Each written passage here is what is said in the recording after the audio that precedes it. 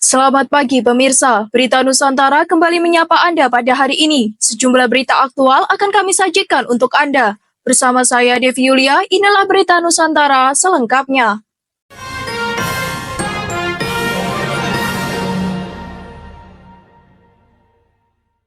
Pemirsa, sengketa kepemilikan 4 pulau antara Aceh dan Sumatera Utara akhirnya menemui titik akhir. Presiden Prabowo Subianto resmi menetapkan bahwa keempat pulau tersebut merupakan bagian dari wilayah administrasi Provinsi Aceh. Pengumuman keputusan disampaikan Menteri Sekretaris Negara Prasetyo Hadi dalam konferensi pers di Istana Kepresidenan Jakarta Selasa 17 Juni 2025. Turut hadir dalam konferensi, Wakil Ketua DPR Sufmi Dasko Ahmad, Mendagri Tito Karnavian, Gubernur Sumut Bobi Nasution, dan Gubernur Aceh Muzakir Manaf atau Mualem.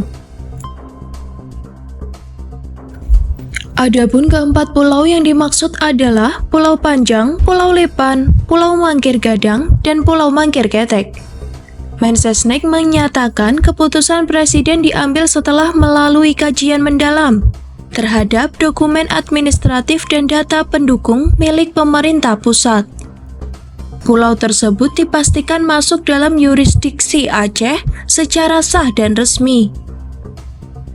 Sengketa sempat mencuat setelah Kemendagri pada 25 April lalu menyatakan pulau-pulau itu masuk ke wilayah Sumatera Utara.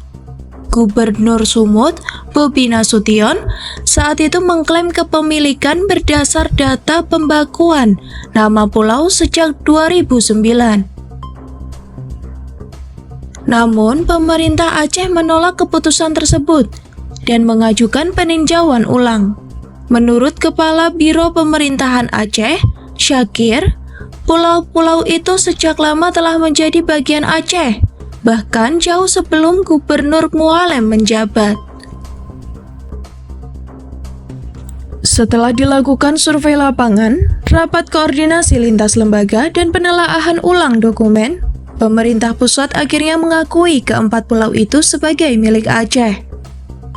Keputusan ini diharapkan mengakhiri ketegangan antar wilayah, serta menjadi dasar penataan administrasi yang lebih tertib dan adil ke depan. Demikian laporan Java TV melaporkan. Berita selanjutnya, pemirsa, Polda Banten menggerebek sebuah hotel di Jalan Raya Cilegon yang diduga menjadi lokasi praktik prostitusi terselubung. 6 orang ditangkap dalam penggerebekan tersebut, termasuk 1 perempuan. Penggerebekan dilakukan pada Jumat malam 13 Juni 2025 sekitar pukul 22 waktu Indonesia bagian Barat. Kepala Ditreskrimum Polda Banten, Kombes Dian Setiawan, menyebut para tersangka terdiri dari 5 pria dan 1 perempuan. Mereka berinisial AL, IP, RF, AM, TB, dan LS yang diduga berperan sebagai mucikari. Modusnya, mereka merekrut korban melalui aplikasi micet, lalu menempatkan para pekerja seks komersial di kamar hotel untuk melayani pelanggan. Di Reskrimum Polda Banten, Kombes Dian Setiawan pada Senin 16 Juni 2025 mengatakan para tersangka difasilitasi praktik prostitusi dengan menyediakan kamar di hotel bagi para korban. Dari penggerebekan tersebut, polisi berhasil mengamankan 8 korban. Salah satu korban bahkan masih berusia 17 tahun. Korban disebut menerima bayaran sekitar 9 juta per bulan, termasuk uang makan 100.000 per hari, dan dana tambahan untuk skincare setiap bulan. Namun dalam praktiknya, korban dipaksa melayani 9 hingga 11 tamu setiap hari. Akibat perbuatannya, para tersangka dijerat dengan pasal 2 JO, pasal 10 UU Tindak Pidana Perdagangan Orang, dan pasal 88 JO, pasal 76I UU Perlindungan Anak. Polda Banten menyatakan kasus ini menjadi bukti maraknya eksploitasi seksual terselubung yang memanfaatkan teknologi digital sebagai sarana. Penyelidikan akan terus dikembangkan untuk membongkar jaringan yang lebih luas. Demikian laporan Java TV melaporkan. Masih di berita Nusantara, pemirsa, Menteri Sosial Saifullah Yusuf atau Gus Ipul meminta jajarannya mulai menyusun kerangka kerja tahun 2026. Fokus utama disampaikan untuk tenaga pendamping sosial seperti PKH, TKSK, PCM, dan Tagana. Instruksi tersebut disampaikan Gus Ipul saat memimpin rapat pimpinan atau Rapim di kantor Kementerian Sosial Jakarta, Senin 16 Juni 2025. Rapim dihadiri para Direktur Jenderal, termasuk Dirjen Pemberdayaan Sosial Mirariati Kurniasih, Dirjen Rehabilitasi Sosial Supomo, dan Dirjen Perlindungan dan Jaminan Sosial Agus Zainal Arifin.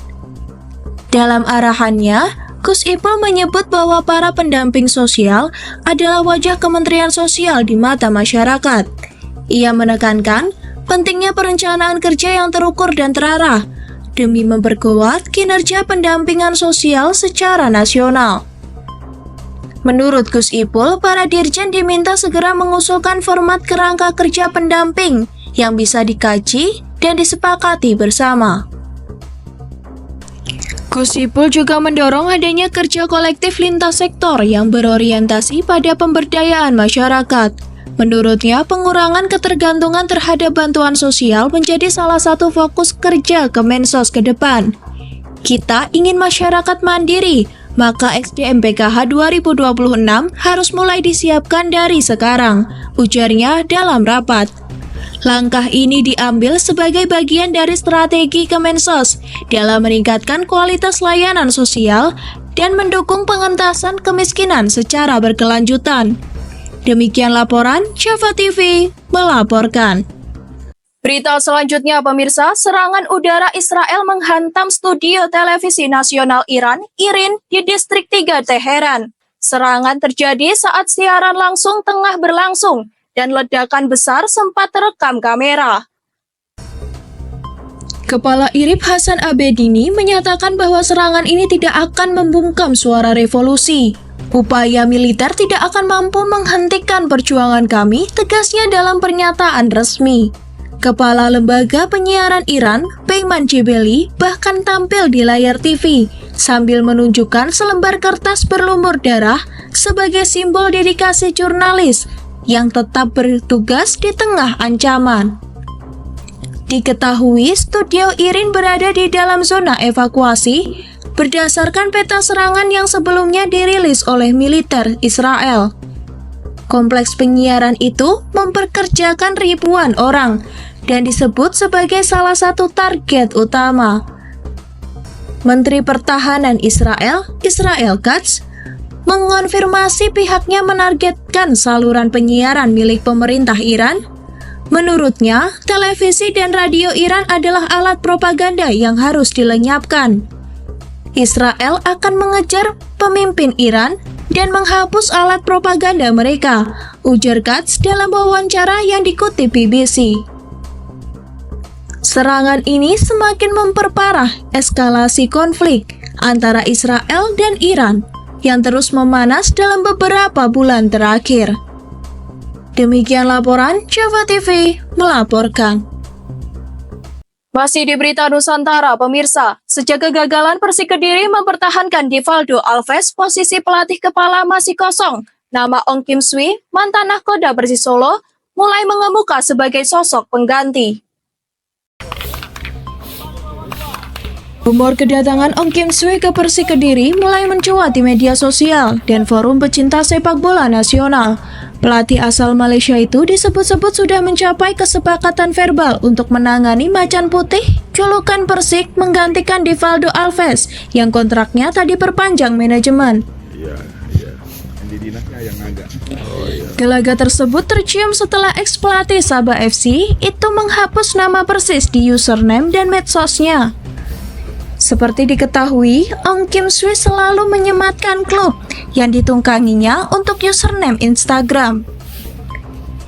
Beredar sejumlah akun bursa transfer Liga 1 membocorkan informasi bahwa Ong Kim Sui telah menyetujui proposal awal dari manajemen Persik.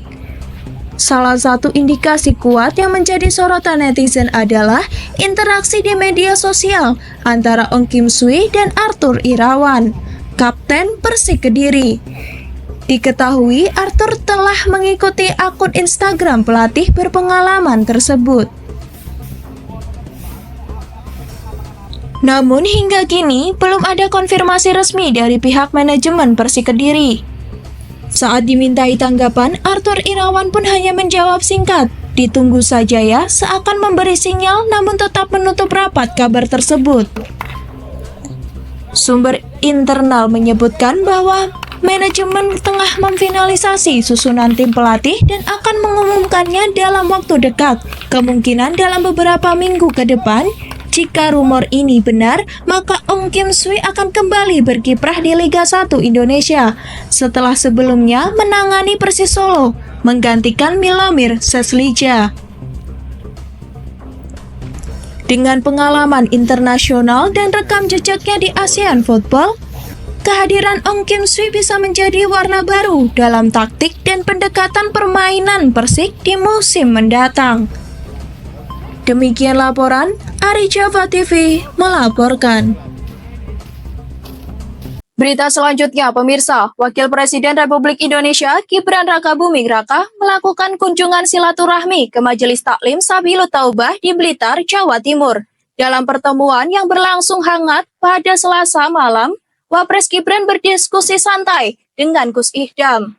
Pertemuan antara Gibran dan Gus Ihdam berlangsung sekitar 1,5 jam. Topik yang dibahas mencakup kondisi pesantren, aktivitas dakwah, hingga pemberdayaan pelaku UMKM. Gus Ihdam menyebut perbincangan berlangsung santai namun penuh makna.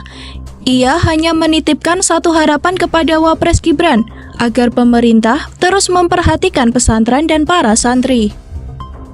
Gibran menyambut baik harapan tersebut dan menyebutnya sebagai kewajiban pemerintah. Ia juga mengaku senang bisa kembali bersilaturahmi dengan Gus Ihdam, yang disebutnya sebagai guru sekaligus teman lama. Selain membahas pesantren, keduanya juga sempat berseloroh tentang bisnis masing-masing. Gibran bertanya soal usaha sarung Gus Ihdam, dan dibalas dengan pertanyaan seputar bisnis sepatu milik Gibran. Menjelang akhir kunjungan, Gus Ihdam memberikan sarung batik sebagai hadiah untuk Wapres Gibran. Sarung itu diharapkan bisa dipakai saat sholat Jumat. Kunjungan ini menjadi simbol kedekatan antara pemimpin nasional dan tokoh agama, serta dukungan terhadap pengembangan pesantren dan pelaku UMKM di daerah. Demikian laporan Java TV melaporkan. Berita selanjutnya, pemirsa, dalam perjalanan kenegaraan menuju Rusia, Presiden Republik Indonesia Prabowo Subianto menyempatkan diri untuk melakukan pertemuan bilateral dengan Perdana Menteri Republik Ceko, Petr Fiala. Meski hanya transit, pertemuan ini berlangsung dalam suasana hangat dan penuh saling hormat. Pertemuan berlangsung di hotel tempat Presiden Prabowo menginap di Praha pada Selasa 17 Juni 2025 waktu setempat. Kedatangan PM Ceko, Petr Fiala disambut langsung oleh Sekretaris Kabinet RI, Teddy Indrawijaya. Dalam pembukaan pertemuan, PM Fiala mengenang kunjungannya ke Indonesia 2 tahun lalu yang menurutnya sangat berkesan. Presiden Prabowo menyambut hangat kenangan tersebut dan menyampaikan harapannya agar hubungan bilateral kedua negara dapat terus diperkuat ke depannya. Presiden Prabowo juga menekankan pentingnya memperluas kerjasama strategis antara Indonesia dan Ceko, khususnya dalam sektor-sektor yang saling menguntungkan. Meski singkat, pertemuan antara Presiden Prabowo dan PM Petr Fiala menunjukkan komitmen kedua negara dalam menjaga komunikasi yang intensif dan memperkuat kemitraan bilateral di tengah dinamika global. Demikian laporan Java TV melaporkan. Baik pemirsa, informasi tadi sekaligus menjadi penutup perjumpaan kita hari ini. Saya Devi Yulia dan segenap tim redaksi yang bertugas pamit undur diri. Selamat pagi, salam berita Nusantara.